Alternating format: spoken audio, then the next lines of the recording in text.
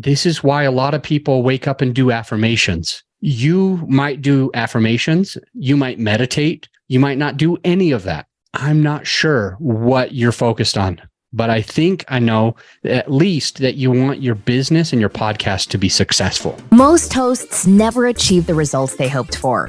They're falling short on listenership and monetization, meaning their message isn't being heard and their show ends up costing them money. This podcast was created to help you grow your listenership and make money while you're at it. Get ready to take notes. Here's your host, Adam Adams. What's up, podcaster? It is your host, Adam A. Adams, and I got a lot to talk about today. We're going through some stuff personally, and I keep thinking about many different conversations that I have that have helped, that are kind of inspiring me, and that maybe not have not helped. I guess I've been learning Spanish, and so I'm going backwards with verbs now. But as I record, I am 8 days into streak of learning Spanish, which is kind of fun. I downloaded a couple of apps. One of them I paid something, I don't know, 80 or $100, maybe 120. I don't remember, but I paid a number. And it's like for a year of learning Spanish. So I've been on that every day for a little over a week. And then I was able to find a Spanish tutor that lives in Dominican Republic that has studied a lot of Spanish, is pretty good in English as well. What he's learned for Spanish is he's learned from all these different countries, how to teach it, conjugating, just random stuff, right? So it's kind of exciting. I'm on this kick of trying to learn Spanish. And that kind of segues right into today's topic, because we get stressed, we get overwhelmed. We could do anything that we put our mind to, but sometimes we don't put our mind to the right things, or sometimes we actually just don't put our mind to the thing that we want enough. And I'm trying to think of like where to really start. I guess I'll start with this story that came up with a business coach of mine. So I have this business coach that I've been working with for like at least 4 years. So he's been my coach for quite a while. I think it was maybe 2018 that I ended up first paying him. Maybe it was August of 18. And I was having a hard time affording to work with him back in 2018. I did okay that year, but I did not do great. When I say I did okay, I think I netted like 60-ish thousand. So I think that it's pretty close to the median or the average, but he costs $22,000 for the first year. So it's like, actually it's more now. I got lucky because I started like 4 or 5 years ago. But these days it's 15,000 down. So when I paid, it was like 10 grand down and then 1,000 a month. And now it's 15,000 down and 1,500 a month to work with him. But I'm a grandfather. I got grandfathered in. So been with him for a little bit, and he offers coaching calls. And like what ends up happening is it becomes a mastermind group where there's 12 people, 12 members of your group in one group. And we meet 3 times a year just to have everybody take turns to go over their business. And so you get in front of the room, or you just sit where you are, but you're all in a circle, kind of like the Knights of the Round Table. And so we're sitting in a circle, and is one person's turn for about an hour, hour and a half. And then we take a 5-minute break, becomes another person's turn. And when it's your turn, you get up and you say all the things that you can help others with. You say all the things that you try to first start by saying, this is what I can help you with. If anybody needs help, here's some of my skills. And then you spend almost the whole rest of the time talking about, this is what I want to achieve from my turn. I'm hoping to be connected with people like this. I'm hoping to learn this. I want you guys to pour into me on what should I do here. Everybody's really really highly paid business people. Now, when I started with him, I had a company with multiple partners. And so the company was making decent money. The company was making okay money. And we just had to split the revenue between several different owners. So I was doing fine, but I wasn't happy. I really wanted to take that next step. So I hired this guy before I could really afford it. And so that's a takeaway there, is I took a leap of faith. And in the beginning of it, this is going to a conversation that he and I just had last week, because we can do weekly calls, monthly calls with him. But I want to give you a bit of the history. So I was not doing anywhere close to what I wanted to be doing that year. I did not do very well. I mean, I did okay. Like if you just look at the average person, but who on this podcast, who listening right now wants to be average? It's like praying, begging, hoping. When they wake up every morning, they're like, oh, I'd really like to be average. That would be great. That's not what you want. And it certainly wasn't what I wanted. I wanted a lot more.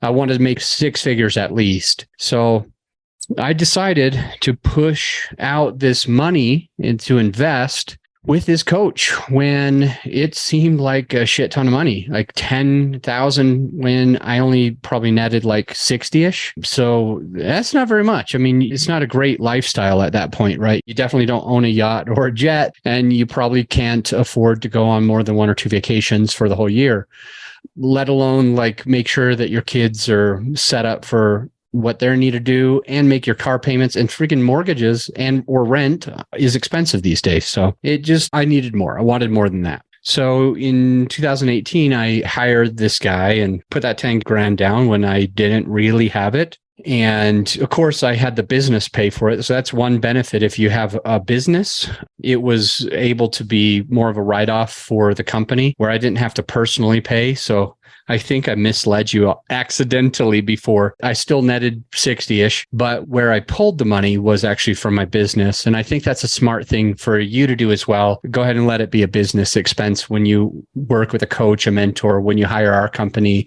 or wherever you're going to go. Like, you just make sure that it's a business expense, that you don't have to have one place pay taxes and then you get it post-tax and then you pay it. When you pay it with the business, you save a lot of money. I mean, basically, instead of me making that 10 grand and having to pay, let's just say 25%, 2,500, it shows that my company made 10,000 less. And then I still did not have to pay it. So I basically saved $2,500 in a way. I mean, I'm not doing the math specifically.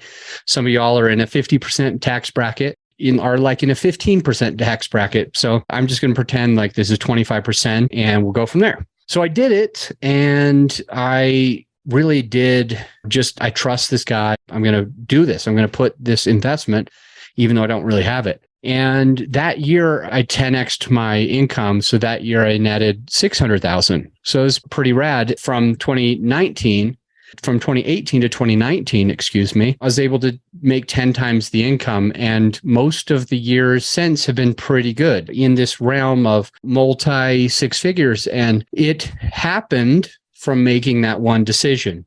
Now, one thing that I am proud of, if there's anything that I'm proud of, it's trying to do my best to be a good dad. That's like one big one.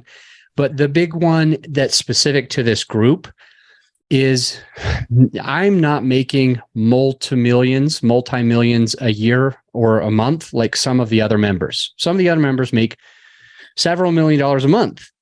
Some of them just make $1 million or 2 or 3 per year. And my company, my whole company, is right close to the just 1 million mark, just the 1 million, but I net a lot less. So the points that I'm trying to make here is what I'm proud of is, regardless of how much money people make, I think that lifestyle is quite important. Lifestyle is really, really important. So this is another takeaway for you to just mull over, decide on, think about, pray about, whatever it is that you do, meditate on, go to bed thinking about lifestyle. And lifestyle is quite important to me. And a lot of you know this because a lot of times in the summer, I will go mountain biking, in many cases, up to 12 times in one single week. Now you're asking, how does that happen? So there's always 1 or 2 days that I'll be able to mountain bike 3 times in a day. So I'll wake up pretty dang early and I will just go out mountain biking. I'll go to a trail. I don't live far from trails. I live in the mountains. So it takes me about 5 minutes, maybe 10 or 15 minutes, depending on what trailhead I want to get to. But the closest one is 5 minutes away. So I get there and then I mountain bike. I put the bike on the car at night, or I leave it on the car at night and just lock it up. So it's already there. I don't have to worry about it. And I have it set so that I'm going to go do this thing. I know that I'm going to do this thing, right? And the bike's already on there. So it's lifestyle has been very important for me since 2019 when I made 600,000, a little over 600 grand. I was working that year probably, and I don't want to exaggerate, that is not my goal. But if I have to really give you my best guess, I was probably working like 110 hours per week in order to make that much money. And I go to this mastermind where some of the people are making a few million a month, or even if it's just a few million per year. A lot of them are working 40, 50, 60, 70, 80, 90, and even up to 100 or 120 hours in a week. And it's like, I see that they're making all this money. And so, of course, I'm sure you've heard that comparison is the thief of joy, something like that. I might not be quoting it exactly right, but comparison, I believe they say, is the thief of joy. So you look at yourself on whatever you're doing, whatever you're making. So this is takeaway number 3. Okay, takeaway number 3 is, don't compare yourself to me right now. Don't compare yourself to these people in my mastermind right now. Compare yourself to where you were yesterday and where you were last year. And if you are better today than you were yesterday and better than you were last year, then that's something to really feel good about. So don't worry about how many zeros or how many commas are being put in a place. There's other things to think about. So comparison is the thief of joy. That's takeaway number 3. But going into this, the thing that I keep starting that I want you to know that I'm proud of something is that since 2019, working my ass off, and I was happy-ish about the money, like it was kind of like good reward, right, that year. But here's what also happened in 2019. I was overstressed. I drank a lot of alcohol every single night, or let's call it 6 nights a week. Almost every night. I would have enough to be very tipsy, or to some, they might call it drunk. So it was not good. And I did that because my days were very stressful and I needed to wind down. And that was the thing that I went to. I drank way too much. What else did I do? Because I was overworked, working 110-ish hours a week. I'm not trying to exaggerate. It could have been more, it could have been less. But it was a shit ton of hours that I really put in, honestly. And you ask my family, you ask my friends, you ask my business partners, you ask my clients, you ask anyone close to me, my coaches and mentors, they know that I was working 10 to 16 hours a day, 5 to 7 days a week. And it was a lot for one person. So going back, just kind of finishing this out, because I was overstressed, overworked, and drinking too much, my body's hormones weren't optimized. And so if your body's hormones aren't optimized, then what happens? Your cortisol's too high, it stays high. And when your cortisol goes up, some of your other hormones change in a bad way. So the stress hormone goes up. And for example, whether you're a male or a female or a they, if you have your cortisol go up, you're going to lose what's called testosterone. Your body's not going to produce its own testosterone, or it's not going to be as much. It's going to be in a deficit for that. And even women want some testosterone. There's good things about it. I even know, in case you are arguing this in your head, like you're a woman, you're like, I don't want testosterone. In case you're arguing in your head, there's a lot of females, young and old, that have hormonal or chemical imbalances. And the thing that fixes it is for them to have a testosterone like patch basically go kind of under the skin. And what it does is it releases testosterone over a course of something like, I'm making a guess here because I don't remember the exact number, but it's like 3 months or more. You put this in, and that just gives you a little bit of testosterone. And what these women have reported is that they feel a lot better. So the point is, if your cortisol goes up, some other beneficial things like testosterone goes down. And what ends up happening, let's just say if you're a man and you don't have enough of this hormone, this chemical, well, your chest will look more like a female's. Your arms will look more like an old person, that you're like 40 years older than you really are. And I actually had that. My arms did not look so good. Your gut, you'll have a big giant gut, and they call it a beer belly. And what else happens? Well, I was drinking alcohol, and alcohol also suppresses testosterone and some other good hormones. And it also makes it hard to sleep. And so I also don't sleep very well. And all of these things are compounding. And where I'm going with it is that I wasn't being very nice to my kids. It's embarrassing. Like now I'm proud to say that I do a pretty good job. I really spend a lot of time with them. I look at them in the eye. I focus on it. It's a big part of my life. All right. So now we got some of that out of the way. There's either upward spirals or downward spirals. So let that be your next takeaway. There's either an upward spiral or a downward spiral. You're either doing a few things that are compounding slowly to build you up, or you're doing a few things that'll compound you slowly to take you down. That will really destroy you and your progress as a podcaster, your progress as a business person, and your progress as a parent or a partner or a friend or whatever it is, even just your own self-esteem. These things can happen. So 2019, that happened to me. I made more money than I had ever made in a single year. Personally. Now, my net worth had gone up by more than that once or twice. There was a couple of years where my net worth, money on paper, went up. But in this case, in 2019, I had the money in the bank. It was different. It was like, holy cow, I've never had that much money in the bank. It's nuts, right? And to get there, I was mean to my kids. I would yell at them. I was short with them. I wouldn't have time or energy to play with them. I was quite a bit fatter. So even just getting out of bed, the hangovers from almost every single day, this stuff compounded and I was unhappy. So now today I look at this group and some people are actually just as unhappy in that group. Some people have more excess body weight that they want to get rid of, but can't because of the stress hormone and this compounding spiral. Some of them in this group and in other groups too, some of them are alcoholics. I was absolutely arguably an alcoholic, depending on who you ask, how old they are. If you ask a 25-year-old, they would say, you hardly drink. But you ask a 55-year-old and they're like, this guy's got an absolute problem. I mean, he's drinking way too much. You ask the doctor, I've got a problem. So it just depends on who you ask. But I was drinking way too much. And some of the other men or women that are in this group or other groups happen to be alcoholics. It's like the only way that they can survive. And in many cases, it's so bad. And if this is you, I'm not trying to call you out or make you feel bad, but this is a problem. It is so bad that some entrepreneurs have to wake up and drink alcohol just to start feeling normal. I actually had a family member, not an immediate family, but an aunt or an uncle that was working on an apartment building that I used to manage. So I've been in real estate for a long, long time. So I managed this apartment building in 2007. And this aunt or uncle of mine was working on the apartment for me at a very low cost because it was literally free. He or she said the only thing that I had to do is go buy him or her a pack of beer.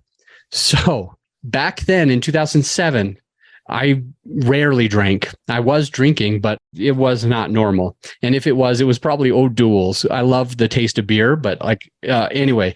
So here's what I thought he or she meant. A six-pack. This is what I expected.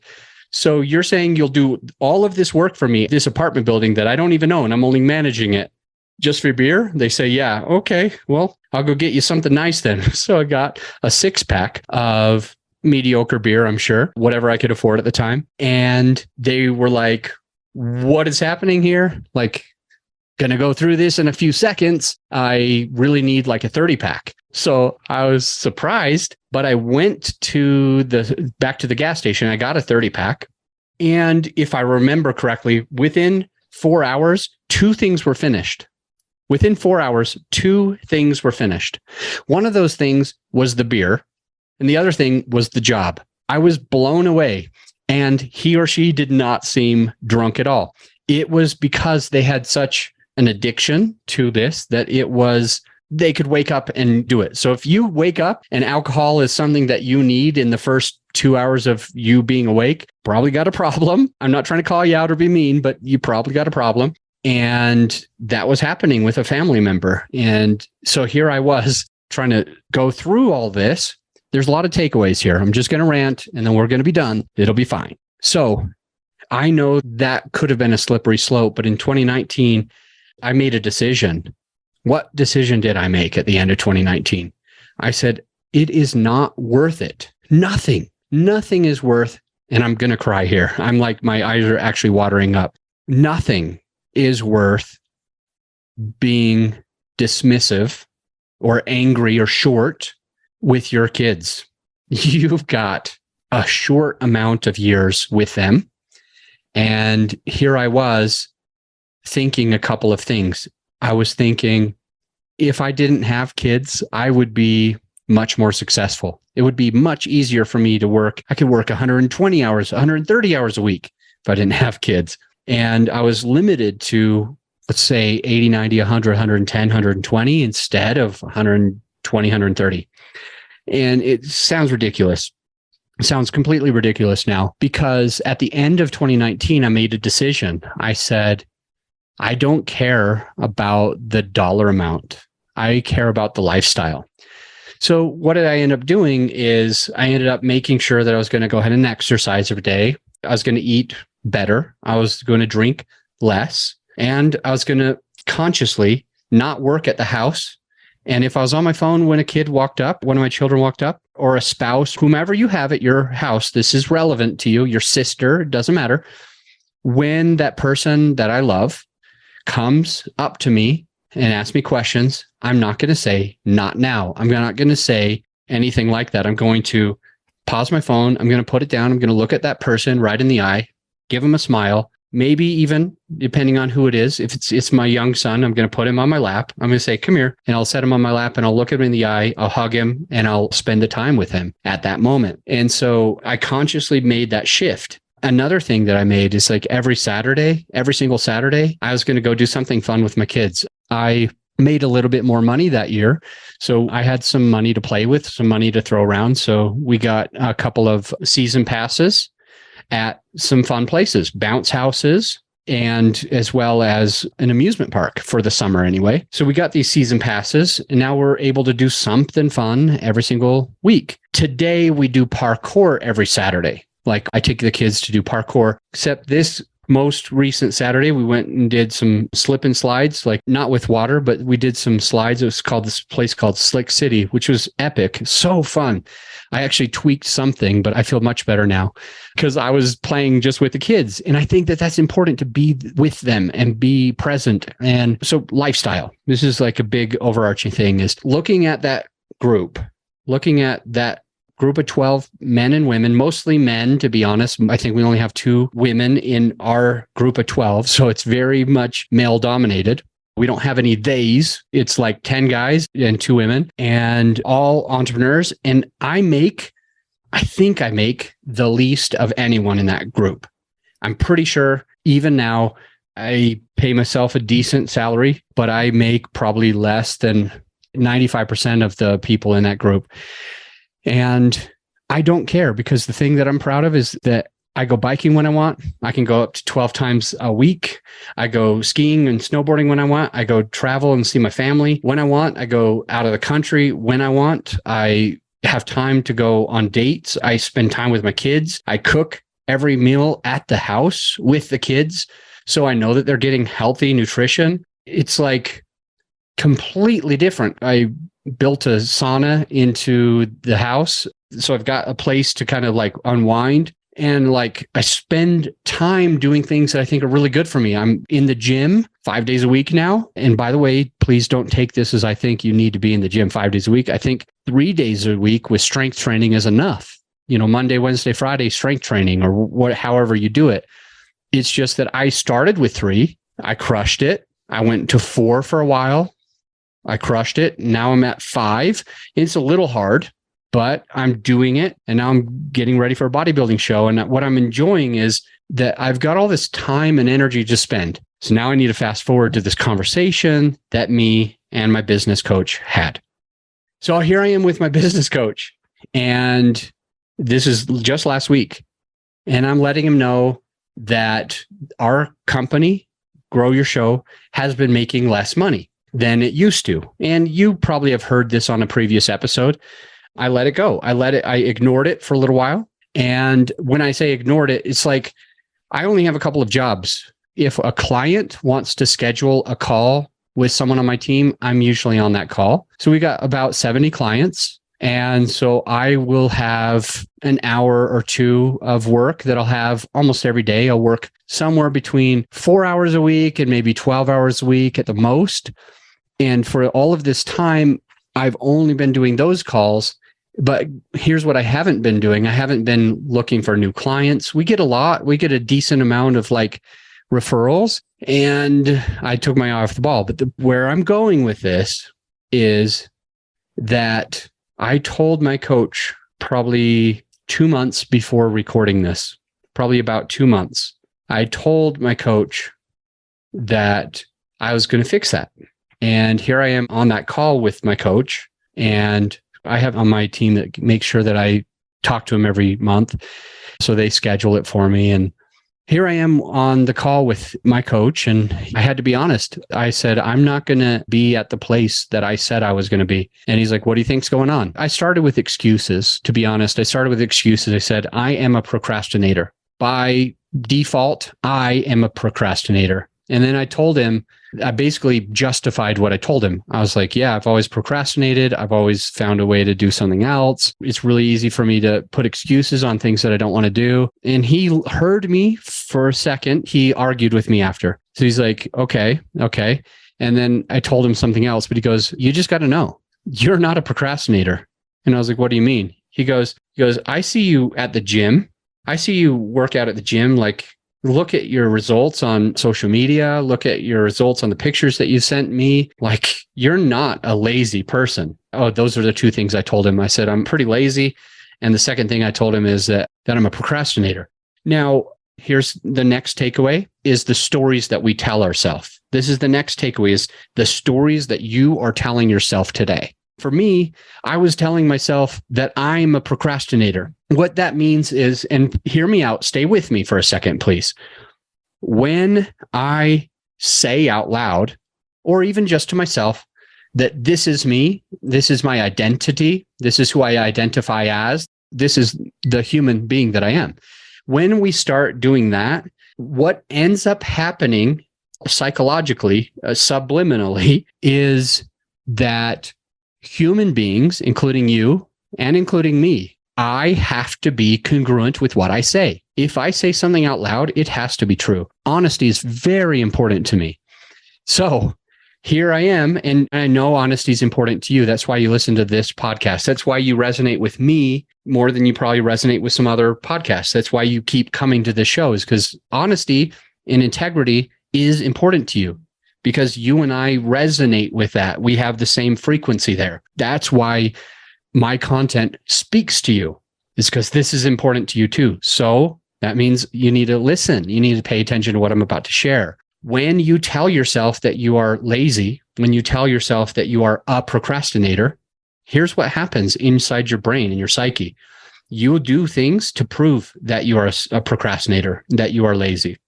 Actually, my mom, who we're about to launch a podcast with, and I'm pretty stoked about that. You've heard a couple of episodes where I was visiting my mother, and one of the episodes we were checking her sound quality. Another episode, I was talking about cleaning up poop and how you kind of got to do the hard shit sometimes when you don't want to.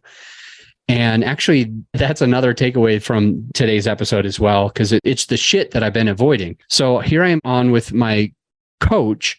And he said, you're not lazy, Adam. I see you work out more than anyone that I know. You play with your kids more than anyone I know. Of course, he only sees the highlight reels, right? He's only seeing, the once a week or the twice a week that I'm out doing fun shit with my kids. That's all he sees. He doesn't see what happens in the house. He doesn't know if I'm yelling at them or if you just don't know, right? So it's just like his perception.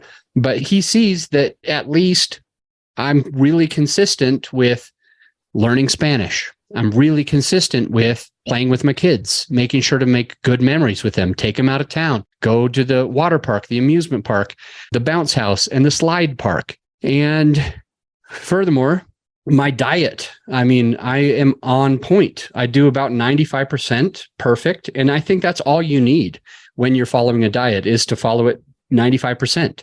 And I do. I eat. I have, this might sound bougie or whatever, so don't judge me, but I actually have a chef that cooks my meals exactly the way that my bodybuilding coach, I've got a bodybuilding coach And the bodybuilding coach prescribes my nutrition precisely. It's kind of boring meals, prescribes my nutrition precisely. And I've got a friend who's a chef who is able to look at the macros and the protein and all of that and the grams, how many grams of rice, how many grams of potatoes, how many grams of this, how many grams of whatever, and specifically cook that with no extra fats or whatever that is going to be bad. So it's all healthy, organic, grass-fed, all of this. It's the top of the quality, and because I care what's going into my body, and it's working. I look fantastic compared to where I was in 2018, 2019, and 2020. So my coach, my business coach, is talking to me about, like, you're not lazy. And he goes, you can say anything to me, Adam, but not if it's not true. He says, I won't let you sit here and tell me that you're lazy. I won't sit here and let you tell me that you procrastinate. He goes, when is the last time you procrastinated a workout? I'm like, are you kidding? Never. He goes, when is the last time you had a cheat meal? I said, well, I'm prescribed to have 2 cheat meals a week. So every week I have 2 cheat meals.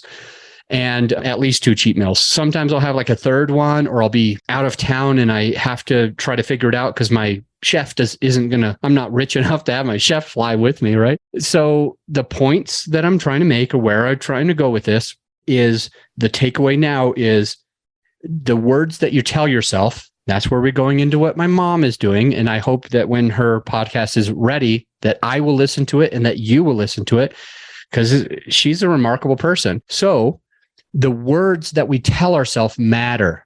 This is why a lot of people wake up and do affirmations. You might do affirmations. You might meditate. You might not do any of that. I'm not sure what you're focused on, but I think I know at least that you want your business and your podcast to be successful. And if you want your business and your podcast to be successful, it's important that you tell yourself the correct story, or the right story, or at least the story that you want to do. And so this is kind of the stuff that I'm going to learn better when I'm listening to my mom's podcast. But my coach, my business coach in this moment, was telling me, don't say things that are untrue, only say things that are true. You can say anything you want as long as they're true.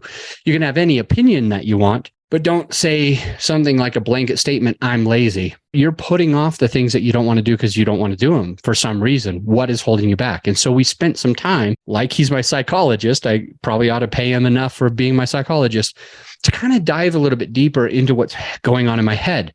And here's how the conversation ended. And this is the last takeaway on this podcast episode for you. So I'm going to share with you, how did the conversation with my business coach end?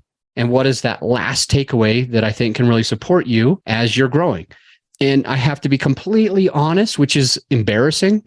It hasn't yet completely worked for me. I'm still wrapping my head around it. I'm still doing my best. No, that's a lie. I'm not doing my best. If I was actually doing my best, I would crush it, because I crush anything that I put my mind to. I'm still working on this. I'm still wrapping my head around this. I'm still practicing this. That's where I am today. I'm in the stage where I'm not preaching. I'm telling you to do what I'm not yet all doing. But this is what I learned on that call last week. And this is what I'm trying really hard to do this week. And it is Sean's his name. His name's Sean McCloskey, my coach. Sean asked me, Adam, tell me what you would tell me in the same situation about working out. And my answer became, well, I just work out every single day. And he's like, but do you really? I'm like, yeah, I identify as a person who works out every day. And he's like, but you obviously can't always get in the gym. I said, it's not having to be in the gym that makes me say that I'm doing my thing. His eyes lit up. He's like, this is interesting. Where are you going with this? At the end of the conversation, it was like I was coaching him for some reason, because he was really happy about it. And he's actually going to take those things and use them. And now I need to take them and use them the way that I do. And you need to take it and use it the way that you need to. The point being, where I'm going with it is, I said to him, is I identify as somebody who works out every day, no matter what. So if I can't go to the gym, I'm okay just doing 10 push-ups. And he thought about that. He's like, that sounds pretty cool. I'm like, no, this is real for me. I have a pull-up bar. I can go on a walk. I can do push-ups. I can do air squats. That just means you just like squat down with nothing a few times. I can do sit-ups. I can just do calf raises. I can just sit there and just do calf raises. But I'm somebody who I work out every day. That's just something I do. I work out 5 days a week without question. And so if I don't have time to do a full workout, instead of not getting dressed. So here's the thing, when you have to go work out, you've got to change your clothes. Most likely you're not already in your workout clothes. You might even have to shower before you go. I have to do that sometimes. I'm like, I already smell. So I got to shower first and after. But you might have to be somebody who showers, who changes your clothes, who makes sure you got the sneakers. And then you have to get in the car. Then you got to drive to the place. It might be 5 minutes away. It might be 15 minutes away. It might be 30 minutes away. But you got to get to your gym if you go to a gym. And then you've got to do the workout. It's probably going to take at least 30 minutes normally. But for a lot of people, they spend an hour or 2 or 3 at the gym. You know, most of the time I'll spend like an hour and a half at the gym because I just take it easy. But I think about like, all right, if I got to drive 15 minutes up, I got to work out for 2 hours, let's say, and then I got to drive 15 minutes back. That's 2.5 hours out of my day. And I don't have that today. There's other priorities that are just as important or maybe possibly more important. I don't want to say that. So then I come back down and I lose it. Well, Sean, he says that he works out for about an hour and he always says he does everything he can to carve out that amount of time. But if he can't make it, if he can't do the workout in that amount of time, if you can't find the amount of time to drive to the place and do the workout and drive back, then he just skips it. And so he's going to start just doing 10 push-ups. He's going to start being okay with, hey, I work out every day. If I can't get to the gym, I'm still going to do something. And this is what I'm trying to do right now because I've been identifying as somebody. This is why this whole episode today is connected with each other. That's why the whole episode is like this. What am I trying to say? The whole episode is important because in the beginning, I told you about how I identify as somebody who works out. I identify as somebody who's lazy. I identify as all of these different things and I make excuses and this and that. But what do I need to do? I need to work a little bit harder. Now, I try my best to serve our clients. So when a client calls me, I'm there. When a client asks me, I'm there. When a client schedules with me, I'm there. When a client emails me, I'm usually there too. So it's like I'm doing really well at managing the clients that we already have. But here's the problem. My company has less revenue because some of our contracts have ended. We have 6-month contracts for some things, 12-month contracts for some things, 24-month contracts for some things. One offering that we have is no contract at all. It's just we can do all of your back office editing plus. We'll do all your back office. That doesn't have a contract.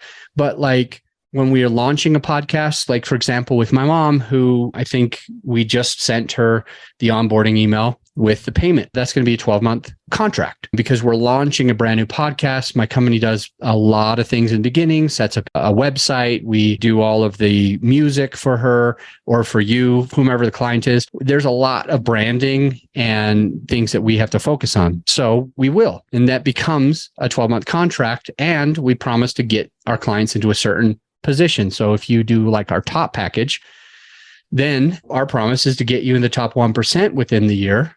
So you're literally ranking against the top 1% in the entire world of all podcasts, of all genres, of all 5 million-ish podcasts that there are. You'll be in the top 1% before that year is over. Or we write you a big check. So we got to do that. And I focus on that. But here's what I don't focus on. It's the stuff that I don't really want to do, that doesn't really fulfill me, that is really client acquisition.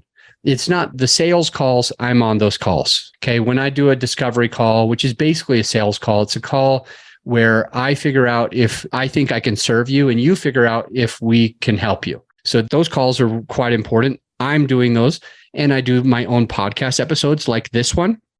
And then I do the clients. So, but when you put it all together, it's like, or at least the last few weeks, it's only been a couple of hours a week. What am I missing? Here's the thing that I'm missing. I'm missing all the client acquisition. I'm missing all the social media posts. I'm missing like going out and talking to people, going to people that already had a discovery call and following up and just seeing where they are. These are things that I've been neglecting. These are things that I've been ignoring. These are things that I've been somehow lazy or procrastinating, but it's not because I'm a lazy person, because I'm not.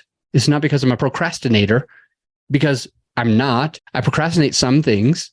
I put some things off, but it doesn't mean that I need to identify as that. Here's what I need to identify as. I'm somebody who does what the business needs every single day. I'm somebody who looks to see what needs to happen, what needs to flow to be able to achieve this goal, whatever your goal is. I'm the type of person that spends just a few minutes a day determining what are some of those things that are available for me to do and which one would be a good one for me to do right now. It goes back to the episode where I talked about how my mom said, you just got to pick up the poop. We don't always want to pick up the poop. We want the puppy, but we don't want to always clean up after them.